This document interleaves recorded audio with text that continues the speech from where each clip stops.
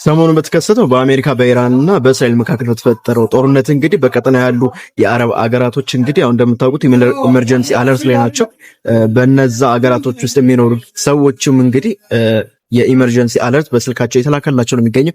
ምንድነው የኢመርጀንሲ አለርት የሚለውን ነው የምንመለከተው። እንግዲህ ይሄ ኢመርጀንሲ አለርት አገራችሁ ወይም የምትኖሩበት ከተማ ወይም የምትኖሩበት ሀገር እንግዲህ በሚሳኤል ወይም በጦርነት ቀጠና ውስጥ በሚሆኑበት ጊዜ ማስጠንቀቂያ ይሰጣቸዋል። ወይ ወደ ሼልተር እንድትገቡ ወይ ባላችሁበት እንድትቀመጡ ወይም ደግሞ ካላችሁበት ከተማ ቶሎ እንድትለቁ ማስጠንቀቂያ ይመጣላችኋል፣ ዳይሬክት በስልካችሁ አማካኝነት ማለት ነው።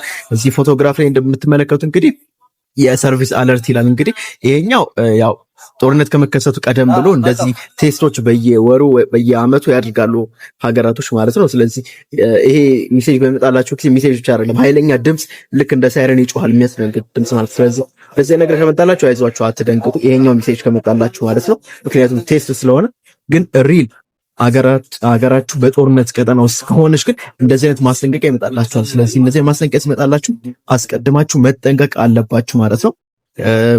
ወይ ወደ ሼልተር መግባት ወይ ደግሞ ካላችሁበት አካባቢ መጥፋት ሊኖርባችሁ ይችላል ማለት ነው። እንግዲህ ያው በየሀገራቶቹ ይለያያል ይሄ የኤመርጀንሲ አለርት። ምክንያቱም በዩናይትድ ስቴትስ፣ በዩኬ፣ በእስራኤል የተለያዩ ኤመርጀንሲ አለርት አለ። ለምሳሌ በዩናይትድ ስቴትስ ከናቹራል ዲዛስተር ጋር በተያያዘ ከተፈጥሮ አደጋ ጋር በተያያዘ እንዲሁም ከፕሬዚደንሻል አለርት ጋር በተያያዘ እነዚህ ሚሳይሎች ይመጣላቸዋል። ሌላው በዩናይትድ ኪንግደም ደግሞ ከፍሎዲንግ ጋር በተያያዘ ከእሳት አደጋ ጋር በተያያዘ እንዲሁም ከቦምብ አታክ ጋር በተያያዘ ይሄ ኤመርጀንሲ አለርት ይመጣላቸዋል። በእስራኤል ላይ ደግሞ ሚሴጅ ፐርሰናል ሚሴጅ ነው የሚላክላችሁ፣ ኃይለኛ ድምጽ ያለው ሚሴጅ። ይህም ደግሞ ከሚሳኤል ጋር በተያያዘ እንዲሁም ደግሞ ከትሪቶች ጋር በተያያዘ ከጠላፊዎች ጋር በተያያዘ እንግዲህ እነዚህ ሜሴጆች ይመጣላቸዋል።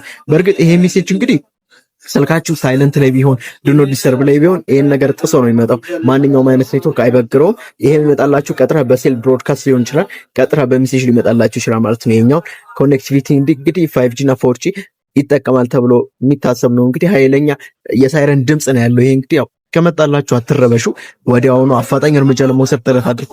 በቀጣይ ቪዲዮ ደግሞ ስለ ሁሉም ሀገራት አብዛኞቹ ሀገራት እንግዲህ ምን አይነት የሳይረን አላቸው፣ ምን አይነት የኤመርጀንሲ አለርት ድምጽ አላቸው የሚለውን እንግዲህ ረዘም አድርጌ ቪዲዮ ሰራላችኋለሁ። አዳዲስና የሰብ ስልኮች እንዲሁም ላፕቶፖች የምትፈልጉ ከሆነ በዚህ ቴሌግራም ቻናል ማግኘት ትችላላችሁ። ፒስ